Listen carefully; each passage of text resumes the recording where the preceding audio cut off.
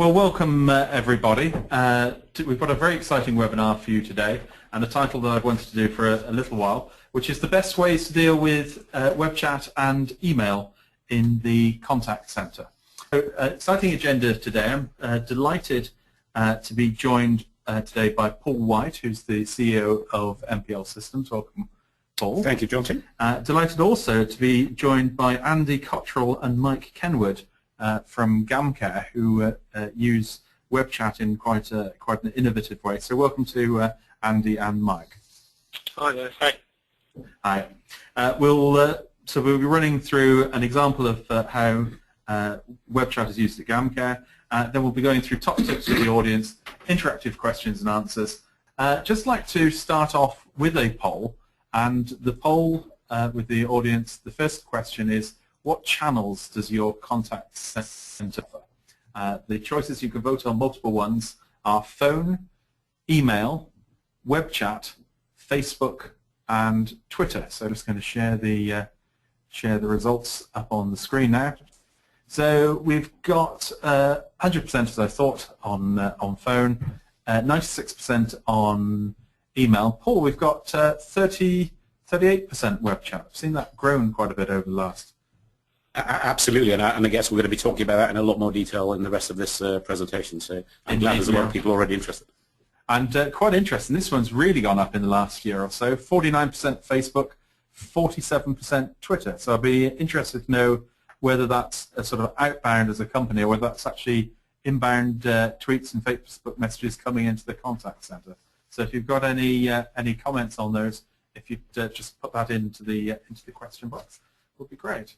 So I'm delighted now to be able to hand across to Paul White, and Paul's going to take us through a presentation on the best ways to deal with email and web chat. So just change the slides across to Paul.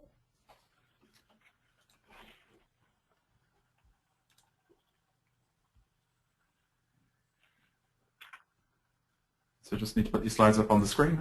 Okay. Let me just see why I haven't got the box up. There we are. Okay, you've got me? Just need to go into full screen mode. Press F5. There we are. Fantastic. Good afternoon, everyone, and my thanks as well for joining us on today's webinar. As Jonty said, my name is Paul White, and I'm the Chief Exec of MPL Systems, a company that specializes in managing multi-channel communications, and especially email and web chat as part of a sort of an integrated multimedia and desktop environment for the call center. Today in particular we're going to be, as the title says, focusing on email and chat. Email to some extent seems to be the forgotten channel by a lot of technology vendors these days, with all of them wanting to talk about social media. But I think email is still very important, and handling email effectively is an important ingredient for a successful contact center environment. And what I'm going to be doing today is sharing in a fairly brief presentation some of the best practice from what we're doing with some of our customers in handling email and chat, and as well as lots of bullet points on slides. I'll hopefully show you some good examples of some of our customer solutions in action. But before we get into the details, let's just talk about some key facts and figures.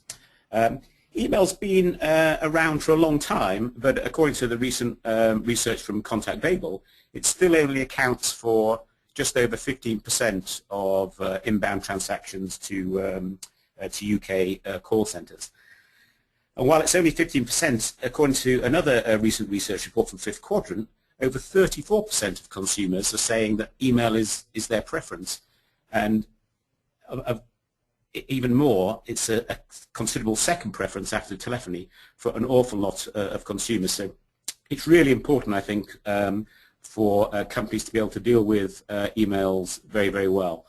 And I think web chat is the other part of the story we're going to be talking about today. And this is certainly tipped as a channel of choice. And again, there's lots of recent research here showing how it's growing.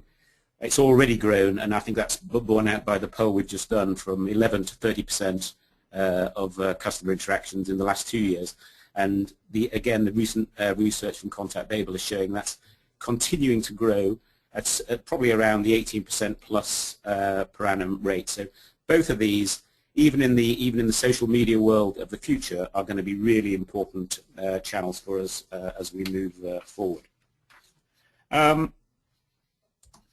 Before we sort of dive into the specifics of email and chat, let's just talk about the overall picture of how consumers are engaging with organizations today. And again, this is based on a recent consumer preference survey in 2012. I mean, I guess first and foremost, channel usage is expanding spectacularly. There's more and more ways that customers can engage with your organizations.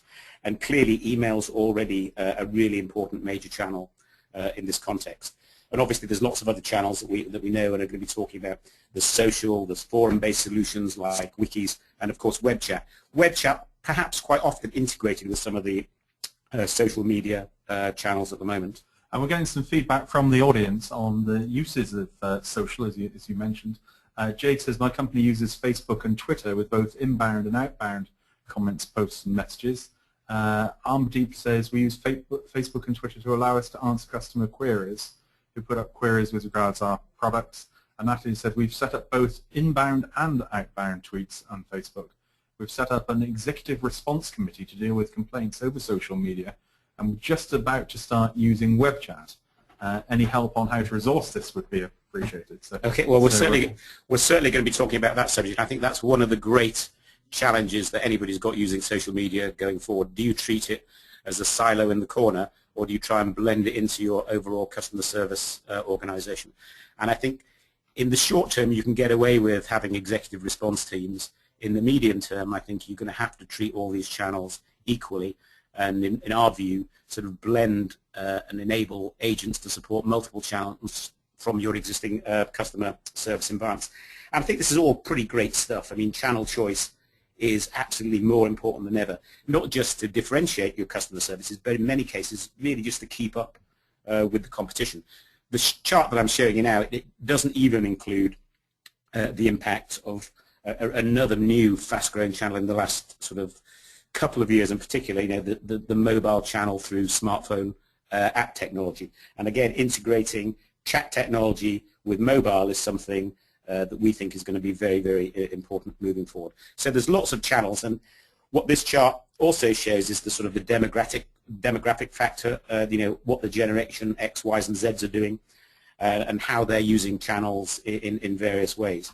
I mean, I think it's quite clear from here that email is pretty much a across the age range in use, and you know, from the older demographic to the younger demographic, there's a pretty level balance, and I think that comes probably down to its positioning as the second preference that we talked about earlier, as the customer's channel of choice after the telephone. But Webchat and some of these other technologies are particularly appealing to the younger generation. My children wouldn't even dream of ringing somebody up on their smartphone.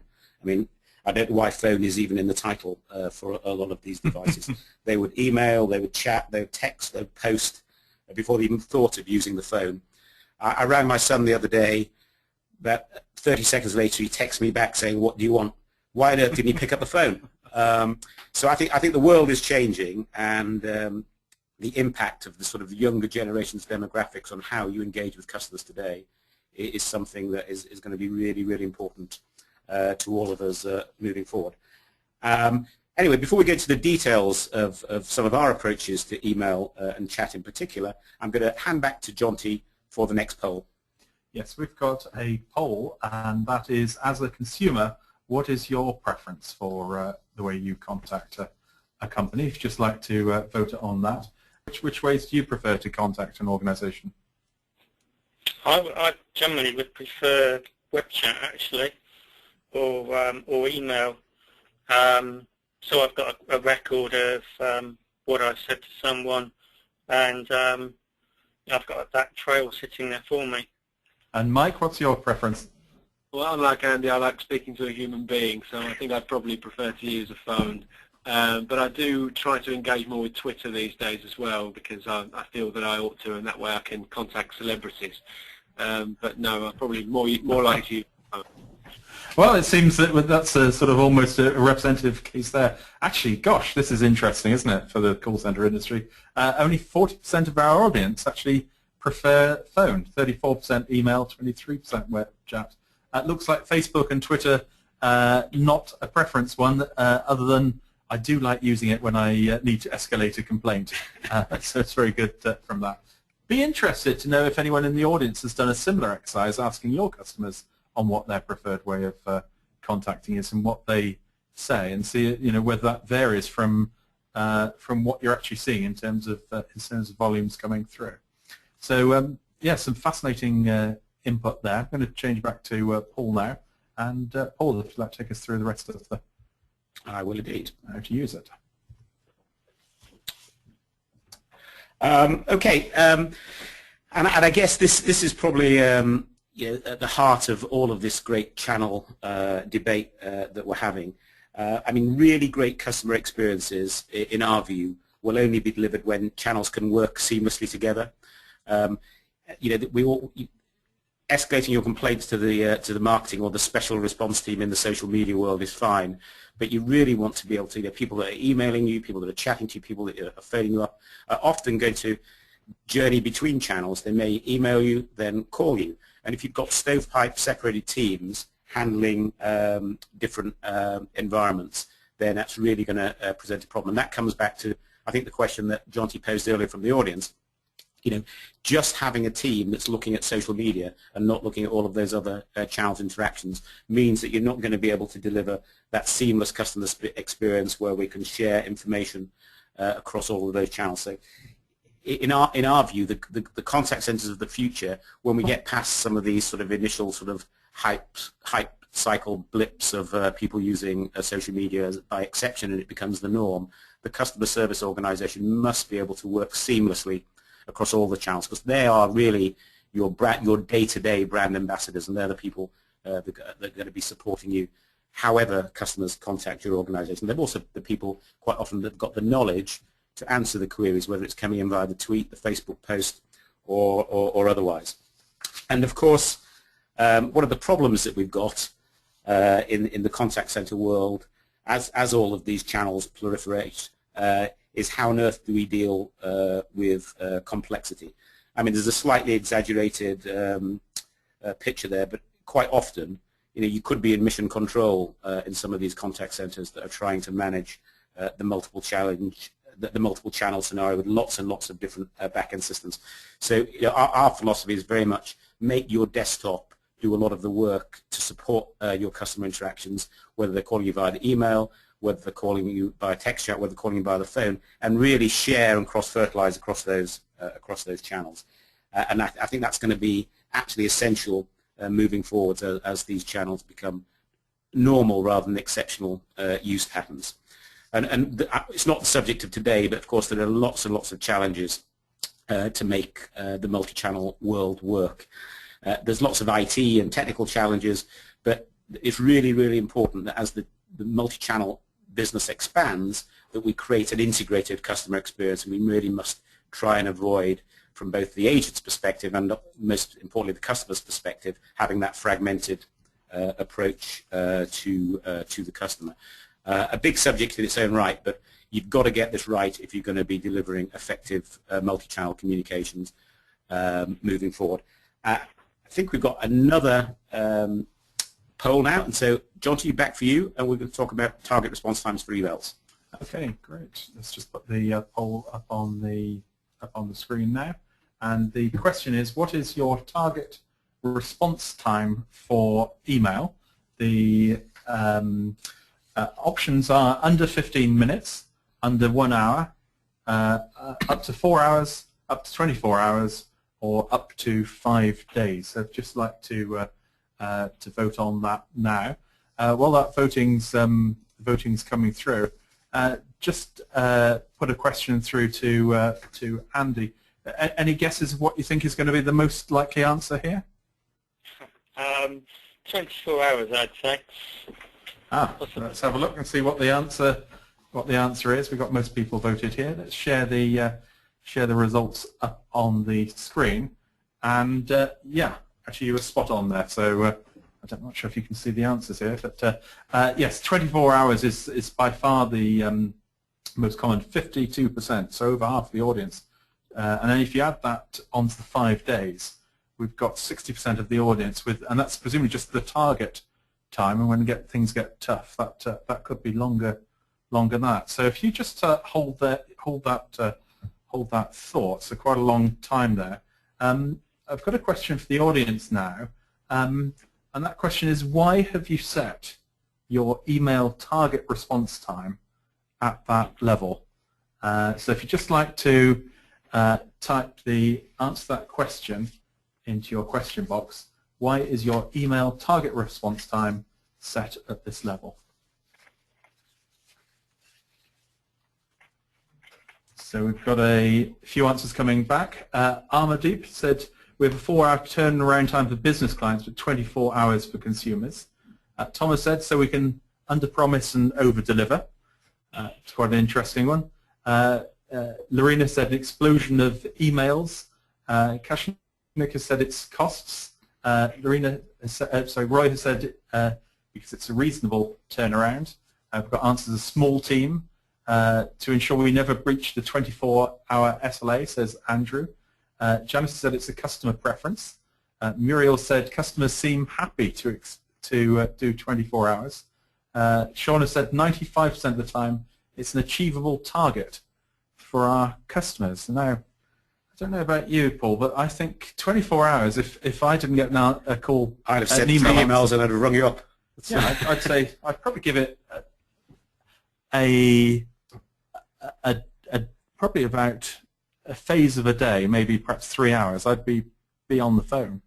Absolutely. I think we're going to be talking about that in a minute, but I think even today, some people are expecting almost instantaneous responses on email channels, and you really have to decide if you're not going to deliver an effective response time, why are you bothering doing it at some level? Yeah, I mean, I do wonder, Mike, you've done a lot of stuff on Webchat.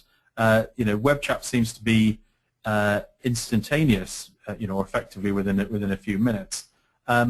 Surely, wouldn't Webchat be accelerating the growth onto Webchat if the email response times are so long? Do you mean if email responses are too long, people would just turn straight to Webchat? Yeah, I mean, I wonder if that's part of the growth that because we're not answering emails in industry quick enough, we're actually encouraging the growth of Webchat. You could be right. I was thinking to myself about a recent experience with a customer service team where I got an instant email saying we'll get back to you within 28 days, and I thought that's quite a lot of time. You do tend to expect. I mean, the automated response is handy, but I think it can only hold you for a certain amount of time before you start to sort of think I might look elsewhere for answers. So I wouldn't be surprised if it did cause people to look for other channels. Yeah, Lucas said, doesn't it depend on the depth of the question asked on email? Certainly, probably a more complex one would take longer. Benjamin has said 24 hours is an acceptable time, after which customers will look for other means or other businesses. So I guess. Yeah, and obviously different businesses have probably got entirely different agendas, and it's quite legitimate, I think, that a fixed response. It's not a one-size-fits-all. I don't think the response time. It really depends what you're doing. Yeah. And Ian has said it'd be interesting to know how the audience response to the email SLA set in their call center compares to their own personal preference. So perhaps that's a question a great question, to ask the audience to say, as an audience, maybe just type this into the question box. What would you, as a customer, be your preference for a service level? So if you'd just like to tap those into the box. John has said 1 hour. Sherry has said 24 hours. That's convenient. 4 hours, please. 1 hour, same day. 1 hour, 1 working day. 1 hour within 24 hours. 4 hours, 3 hours. So a whole range of different answers, but a lot of them seem to be 1 to 3 hours, with a number saying, 5 to 24 hours. So I guess there's perhaps a little bit of disconnect there between our personal preferences and what we're absolutely. Yeah, I think that's doing as an industry. Okay, so that's some fascinating input. if there are any discussions, you can also discuss that through the web chat, callcenterhelper.com/chat. So back to you, Paul. Thank you, Jonty. Yeah, get my technology under control. Yeah, it's going. Have you got me back? Yeah, just click down one slide. Right. So let's look at some specifics, and it's fascinating just to get the feedback that we've just had. In our experience, talking to our customers, the 2-hour mark is the target. And again, it's as we said at the beginning, it probably is absolutely dependent on what you're asking the question about. And so if it's a burning customer service issue or a more general question that could take time, I think that the key message is no organization should be leaving emails on the back burner. Some of these 5 days, 24-day response time things are probably unacceptable, and it's hardly worth bothering doing it to some extent in those. But the 2 hours that we're seeing from MPL Systems customers is very, very consistent with the sort of the average of some of the responses that we saw from the audience a moment ago. In my experience as well, there are a whole class of customers and processes where very, very fast and rapid responses are vital. We have a customer, Ford Online, that like to respond almost instantly to inbound emails because they're trying to sell you something, obviously. But the ability to respond in minutes or seconds is vital to some organizations to stop that sale drifting off either to another organization or to a different channel. We talked a lot about automated responses, and I think the most important thing to do with the automated response, I think everybody does this effectively, is use those automated responses to set expectations. How long are you going to have to wait? And I think if you're doing that, then that's a very sensible and necessary thing to do within any organization. And obviously you can start to offer some self-service options as well as part of those automated responses. But I think one of the key questions to identify is who is going to be responding to emails within an organization. Is it going to be the same team that's dealing with your telephone calls, a separate team? Some research from BT Global Services is that 49% of consumers want to email and get responses from the same person that they're speaking to. How realistic that is, I'm not sure, but I think integrating telephony and email as a minimum, and we're going to show you some examples of this in a second, is a vitally important part of the email processing story. And obviously you need to make sure that the tools that you're providing your agents with give them the capability to do the task, to take ownership of an issue, to respond with more than just holding replies or otherwise. I think the other great advantage of blending is you can make your agent's life more interesting as well. I mean, you probably don't blend on a 50-50 basis, but there are probably times when some of your telephony agents would enjoy being on the email processing team or otherwise.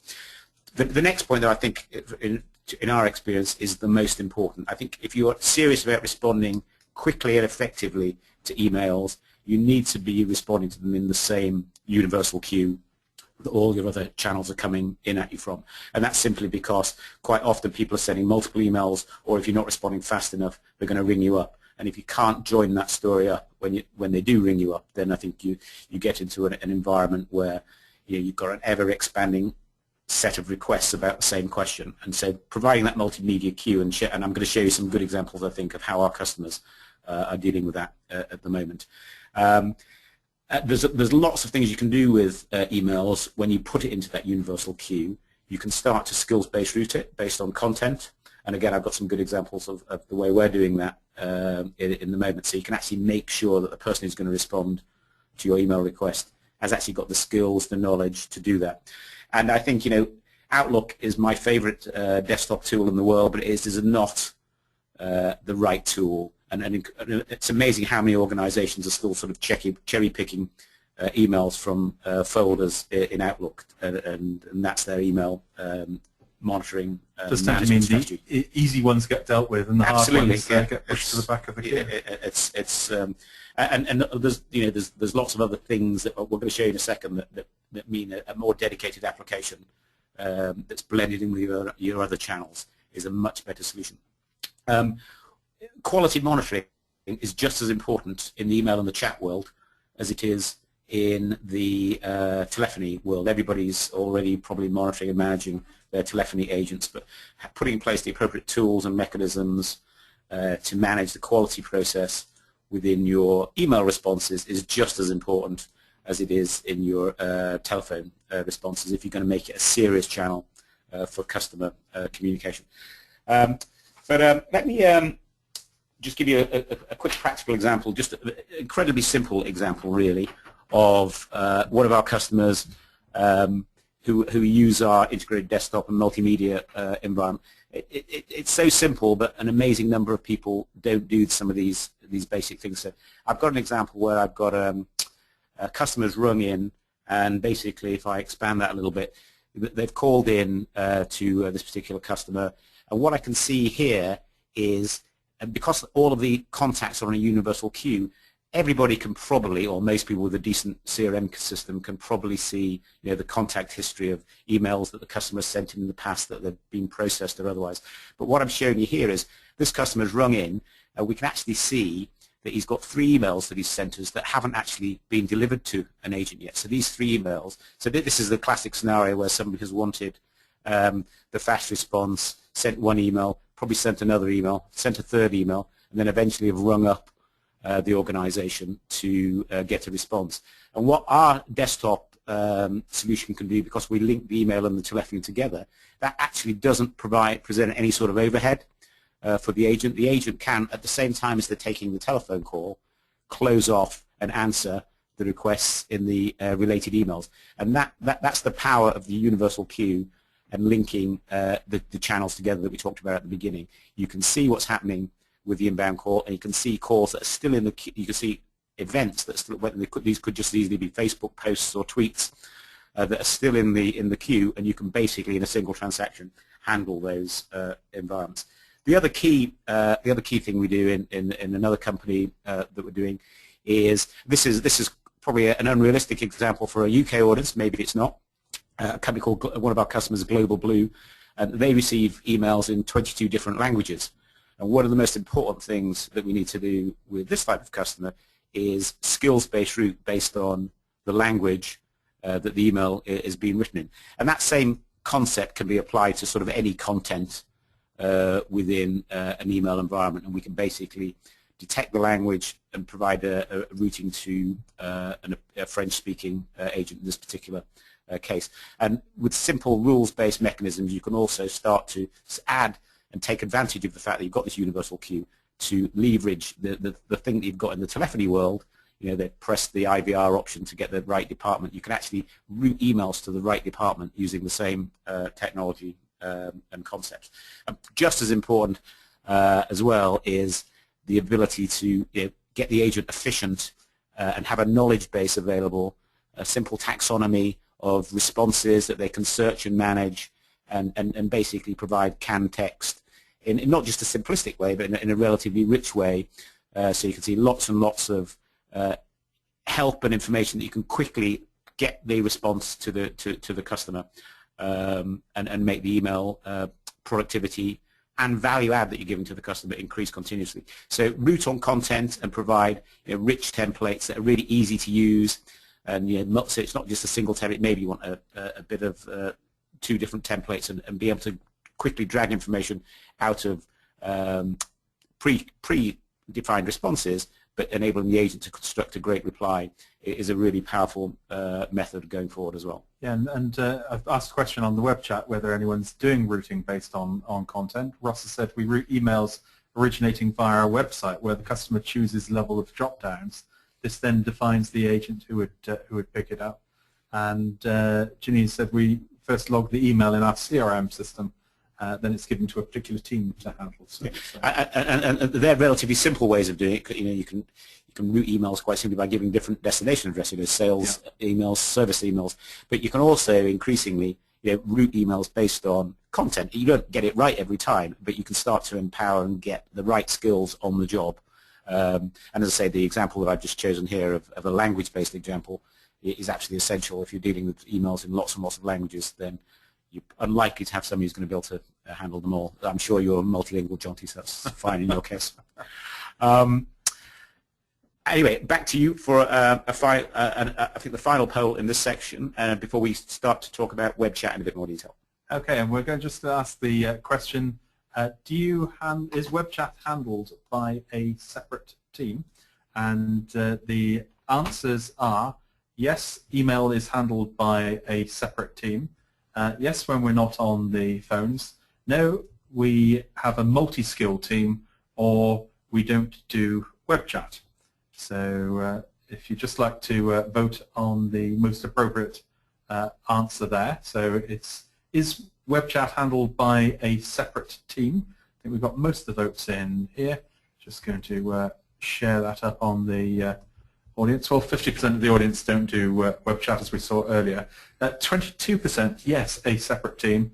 9% yes when not on the phones, and 18% multi-skilled. So it looks like we've created almost another sort of separate environment within the contact center, Paul. Does that sort of surprise you? It doesn't surprise me. I think it's probably because of some of the issues that we talked about earlier. I don't think it's the best approach to solving that problem. But when we talk about web chat in particular, I think in a minute we can understand probably some of the reasons why people want to go down that route. And again, we're going to discuss some of the alternatives. Right. So web chat, I think, again, it's a technology that's been around for quite a long time, but it does seem, I think, based on the stats that we shared with you earlier, as though it is a technology that's coming of age. And I think it's probably the demographic issue that we talked about earlier, the instant messaging generation. It's a natural extension for those guys to use web chat for speed and convenience. And I think a lot of the limitations of web chat are being overcome. And perhaps the most important one, not necessarily from a customer experience perspective, but all of our research tells us that a web chat takes twice as long as a phone call for an agent to handle. So you've got to be offering quite a premium service to justify that cost. And often it's still only available at certain times of the day. And I think the big challenge that companies have got is how can we get productivity into the web chat environment. I think when Andy and Mike talk a little bit later, there are many times when that isn't necessary, and they're using web chat for a completely different purpose, where the time that the agent's spending isn't being managed as much as it would be in maybe a traditional sales or service contact center. But there's lots of techniques that are available to get productivity into your web chat environment. And I've just got a couple of very, very simple screenshots that show how we do that. And in our experience, and basically the simple way is once an agent has started taking a web chat, that agent with the appropriate skills can also take multiple web chats at the same time. We find quite often it's a very asynchronous process. People often go away and seem to be making cups of tea between web chat sessions. And I think 4 is the limit, the practical limit that we've seen simultaneous web chats in progress. And obviously that's something that you need to give to your skilled agent, so you could probably as people are learning this process, you can do web chat on a one-to-one basis, and then maybe a two-way or a three-way or a four-way web chat. And we've got a simple desktop here that basically alerts the agent to who's currently active, who's been waiting longest. Green means basically all is well and the customer's doing something at their end, but you can start to see when the customer's been waiting for a response from you for quite a long time. And again, what we do as well is we provide quick responses. We can drag and drop. And in this particular case, the quick responses automatically select themselves based on the most frequently used by different web chat agents within the environment. But you've got the same capabilities as well as that we showed earlier, with the ability to use response templates and use that same knowledge base of information to get and drive information into your contact center. So and really that's been important. a sort of very active discussion. Your point about web chat taking longer. Louise said web chat taking longer than a call. Multi-chatting can turn this around, would be more productive. Lucas said, I recommend 3 concurrent chats depending on the level of template responses. Serenella has said we can have up to 4 web chats active. I think there's a rule of thumb I heard when I did an article recently that web chat takes about twice as long as a phone call. Definitely. But you can, if the circumstances are right, handle up to 3 at the same time. But that very much depends on the nature of your and business. how engaged you. Yeah, when Andy and Mike talk in a few minutes, then it will definitely be, you don't want to be handling 3 or 4 of their chats at the same time. But yeah, I think that's completely consistent with what we're showing in our product. 4 is an upper limit, and I think as both of your quotees have just said, having easy to get to canned responses, and also the ability to sort of dig deeper into the other support processes that are necessary to build effective web chats. So that parallelism is essential, and there's some cool ways of getting both parallelism and knowledge into the hands of the web chat agent to be productive really efficiently. And I think we covered a lot of this stuff already. So we say, I think the audience response was 3, maximum of 3. I think before you give anybody a maximum of 3 or 4, this is definitely a skill you can acquire and get better at dealing with these things. So it's really useful to start people at the less productive end and see how far they're able to go. And of course, there's lots of ways that the technology can help you to sort of look out for long sessions. And again, you really need to make sure that you're using, if you're selling a product that's relatively low value, web chat is probably not the most effective answer to that problem. So I think just the final thing I wanted to touch on very quickly was the impact of the mobile device. And I think what we're seeing, and the analogy I gave you earlier with my children not using the phone using it for anything except telephone calls, is probably going to be more and more true. And what we're finding is lots of companies are giving applications for the smartphone devices that enable them to self-service and to get lots of useful information, and typically as native apps. I've got an example here that we're doing with Balfour Beatty, which is a facilities management app, where you can report faults and such like. It could be a sales app, it could be anything. But one of the things that we can do as you're going through this process is you can actually start a chat session within your smartphone app, and it pops back into the same agent interface that we saw earlier. And that chat session, built basically as an iPhone or an Android app in this environment, is really an excellent way of rounding out the mobile phone apps that nearly all organizations are building to supplement their customer service capabilities as well. So it's incredibly simple to do, and as soon as you've got the desktop built into your agent interface, into your contact center interface, then supporting chat from the mobile device world is just as easy as supporting it from any of the other traditional website environments. But again, like everything on smartphones, the usability and the functionality that you get is very powerful. I think just in summary, it's really important that channel choice is absolutely key. We talked to lots of extent about emails and web chats. Different businesses all have different requirements, and I think it's really important that you give your customers that ability to select the channel of their own choice, and avoid all, if you possibly can, creating sort of silos of email handling or web chat handling that's different from your other organizations, because you won't be able to, at least from a technology perspective, share information efficiently, effectively, all those channels, and absolutely remember the impact of the mobile devices as we move forward. I think what I'd like to do now is hand over to one of MPL Systems' customers who make quite extensive use of the web chat in quite an innovative and unique way. And Andy Cottrell and Mike Kenward, as Jonty said earlier, are joining us on the call, and you've heard from them in some of the question and answering sessions so far. And Andy, if I could ask you just to tell us a little bit about GamCare and what you do there. Oh, well, hello. My name's Andy Cottrell. I'm the Resources Director at GamCare, and my colleague here is Mike Kenward, who's one of the advisors that works on our helpline. Basically, GamCare, we're a charity that provides help and support to problem gamblers and their families, and we do this primarily through what we call frontline services, which is a call centre, and also we provide counselling to problem gamblers. And we do this directly ourselves and through a network of partner organisations across the country.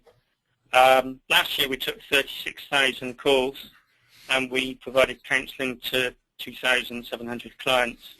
We also provide support to gambling industry companies in training their staff up on how to identify and prevent problem gambling. I mean, obviously with the increasing online gambling and the increase in betting shops in the high street, we're finding the demand for our services is growing at the time. Yeah, I can imagine that's really going through. And Andy, can you tell me what contact channels you handle in your contact centre? Okay, but the main channels we use the telephone and web chat. And would you say, what sort of split of traffic would you say between the two? But I did some research. Overall, it's about 70% calls, 30% web chat. But if you look at it by age groups, then amongst the 18 to 25s, it's over 50% now. Well, so yeah. So quite a lot of web chat there. Mike, you sort of handle web chat on a fairly regular basis. Could you describe how you actually handle web chat within the contact centre?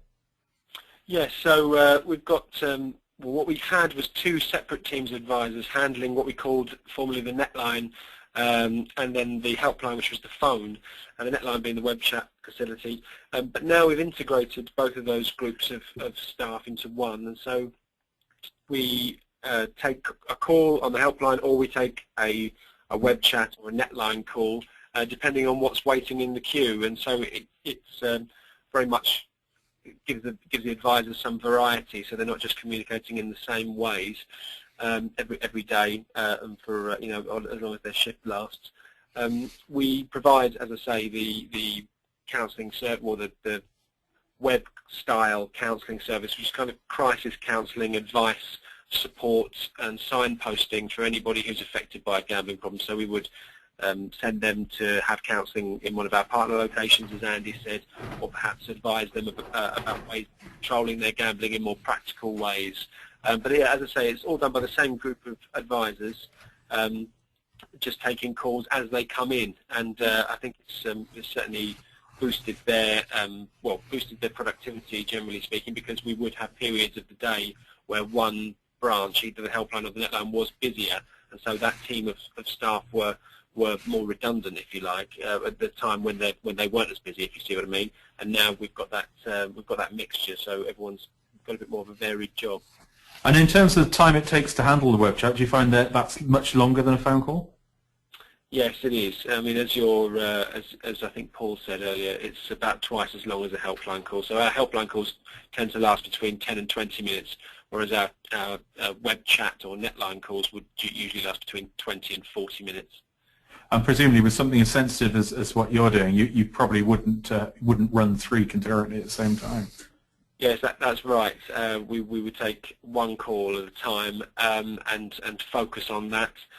We find, obviously, that we're going to talk through fairly deep issues in many cases, people who are very distressed or upset, and it's important that we can keep focus on the call. In fact, often I think I spotted earlier that you can see on some of the web chats that MPL offer, that when the person's away from the screen, it's quite interesting, because I think a lot of our users will divert away from the screen. Sometimes they may even be online gambling at the same time as talking to us, which might sound interesting, but they're in a very distressed place often, and trying to recoup losses that they've made. So it's an interesting way of interacting with people, and there can be lulls in that interaction.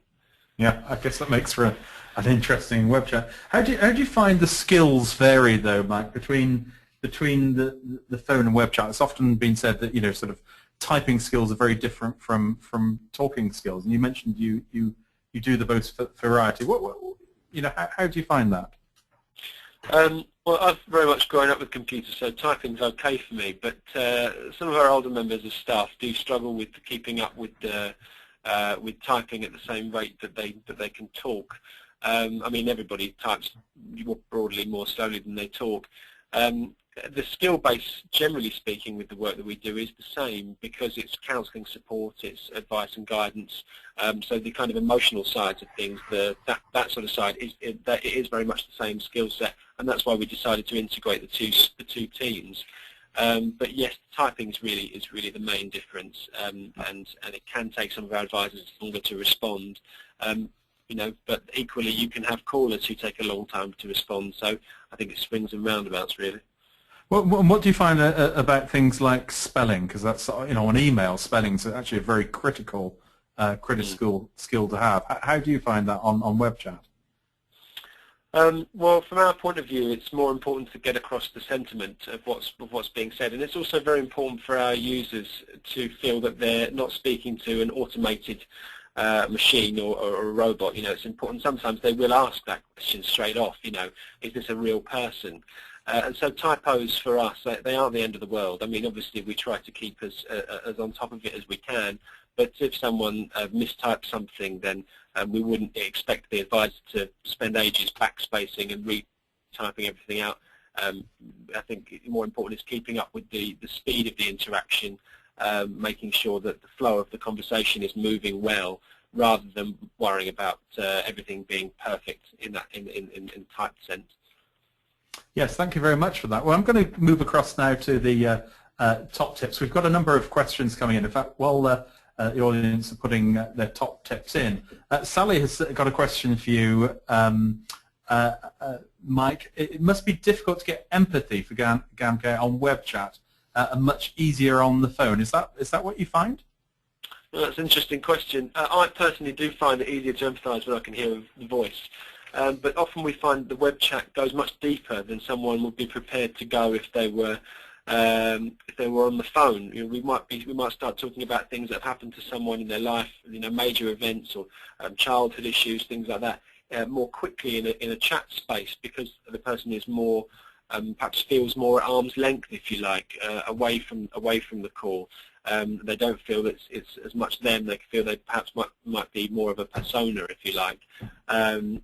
Although obviously we're working with the individual and we're hoping that they're being truthful with us, and we have to gamble on that. So in one sense, yes, it's more difficult to feel the emotions, if you like, but in another sense, no, people do go very deep, and that, if anything, kind of engenders similar action from the advisor. And Andy, just before we go across the tips, Paul has said, for a personally sensitive service like GamCare, do you have any safeguards to protect against impersonation? A web chat can be quite anonymous, but a phone call is much more easily verifiable. Is that something that matters to you? I think, I mean, all our calls, whether they be from the phone or through the web chat, we record some anonymous data on those calls. But if for example, we're able to pick up if we're getting repeat callers who we know are, basically nuisance calls or not really our target group. So we're able to pick up generally familiar, patterns from a nuisance caller, for example. Yeah, I guess the sort of identity for you is probably not so important, because it's not like you're giving away sensitive information to the person on the other end. Our service is actually anonymous, so we at that stage we don't track individuals by name or personal data. Okay. Well, we've had a number of tips in from the audience, so we'll go through some of those now. Dennis has said a good way to deal with web chats and emails is to route them to the right agent. How? Well, in web chat, ask the initial question, what do you want to do?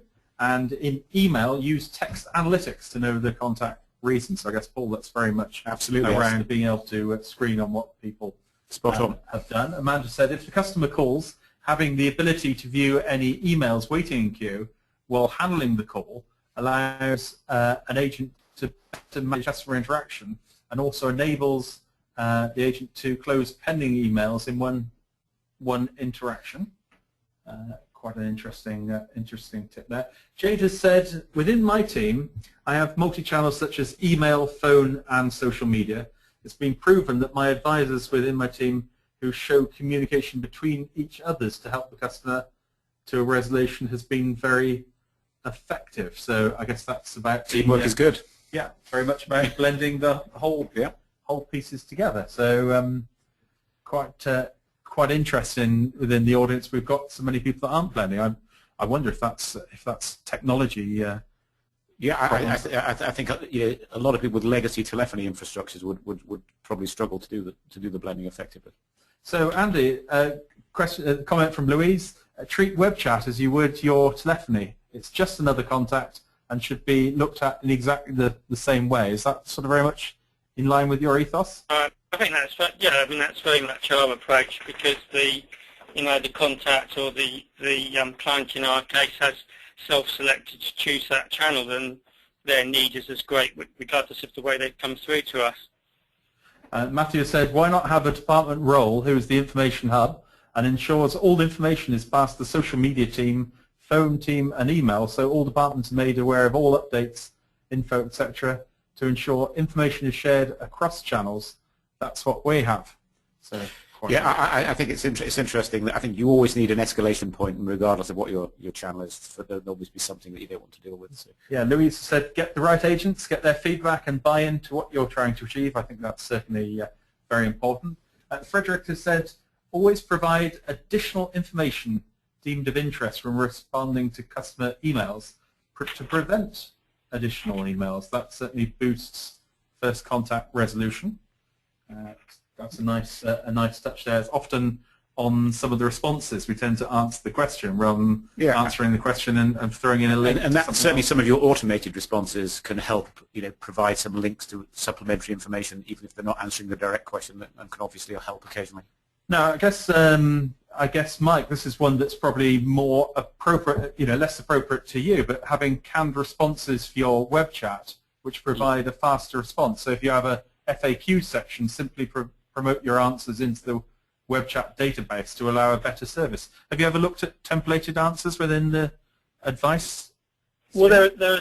I mean, as I said before, it's important that we, as you said, reflected on, make sure that these responses aren't automated from our point of view, because the person wants to be talking to a person. But equally, there are things that we do spend a very long time explaining again and again and again every day, such as the processes of self-exclusion or blocking strategies on computers. So we do occasionally copy in information and say, we've just copied some information for you to have a read through. Just have a glance at that while thinking about your response, just to make sure the person still feels that we're there with them, but also saving our advisors some time in the process. And certainly, I think on the support desk, it would be very useful to have some canned responses. No, absolutely. I think that's key to all of the demos that we were showing you, I think. Very much along the same line, Elizabeth has said, ensure the business provides templates for agents to use in their written responses. Keep the responses in sync and professional. The only caution I would say on that one, Elizabeth, is I've seen all too often where the responses, if like canned responses, there's an over-reliance on those responses. Oh, that's close enough, send it off, and it's not necessarily answering the real question. One thing that I always hate as well personally is hundreds of lines of canned response where it's obviously canned. Keep them concise. So it looks like relevant templates, relevant answers is certainly a popular one. Salapo said, assign special agents who deal strictly with the email channel inbox, so they keep the response at a low level. That's certainly one way of dealing with it. Yeah, the problem you get there, of course, is that the people that are then ringing up, you don't know about what's happening with the other team, and from a customer experience perspective, there may be times when that's the right answer, but in a lot of cases, I think it's best to blend at least telephony and email. So we've got a range more tips. I'll just go into questions in a short while. Have good MI from the start and be able to help and grow your web chat or email channel. And Marcus says spelling's not important, especially when you have English as a second language customer base. More important to get the point across on web chat. Webchat is much better at removing the emotion from the discussion with a deliberate typo, of course, than the phone. Andy, have you found that emotion can come out of the? I think Mike might be better at answering that one. Well, I think I can understand if someone's angry. Perhaps this is reflecting on someone's anger about a service, and it's easier to be at a distance with your response to it. But certainly with us, the kinds of things we're talking about, they can come out just as fully, if you like, on on the netline as they do on the helpline, as I said before. Okay, right. I'm going to go across to some of the questions from the audience. We will keep the questions going on the web chat. Natalie has said we have both inbound and outbound tweets in Facebook. We've set up an executive response committee to deal with complaints over social media and just about to start using web chat. Any help on how to resource for this would be much appreciated. So don't know if you've got any ideas on that one, Andy, or whether we should ask the audience. Could ask the audience on that one. Okay. We'll do the 50-50 on that one. Muriel has asked a question. Do you have any sense of what combination of channels, rank order, the customer might use to resolve a query? Which channels are at the forefront, which act as supporting channels? Paul? I don't think there's any rule of thumb. I think it very much depends on the business that you're in, the type of question that's being asked. I think the key thing is as we start to improve the speed of response to all channels, then I think that's going to help a lot. And often the telephone might be the last resort if we get the other channels right. Indeed. Ahmed has asked a very interesting question. How long will training and practice take for customer service representatives to be able to do 3 chats at the same time? Oh, I think that's a function of the person, but it's much easier than you think. It's like riding a bike. It's scary to death for the first couple of times, but you're suddenly wondering, God, I can do 6. Yeah, and I guess it probably you have to cross that mistake about you actually respond the wrong question. Yeah, absolutely. You do that a few times. A few times, and then you probably do that. Not very wise in Andy and Mike's organisation. An interesting question. I don't know, Andy or Mike, which one's the best one? We know that why web chats sessions are twice as long as phone calls. Can the web chats be managed through soft skills in the same way that phone calls can? Well, I think like we've touched on, I think the typing will inevitably make the call longer, but at the same time we can provide training to advisors to manage calls as well. So obviously we don't want, with our limited sort of resources, we don't want someone spending an hour and a half on each web chat call. So there are mechanisms advisors can use to, bring the call to a close when they think they've taken it as far as they can. Thank you very much for that. Well, we're just getting towards the end of the hour.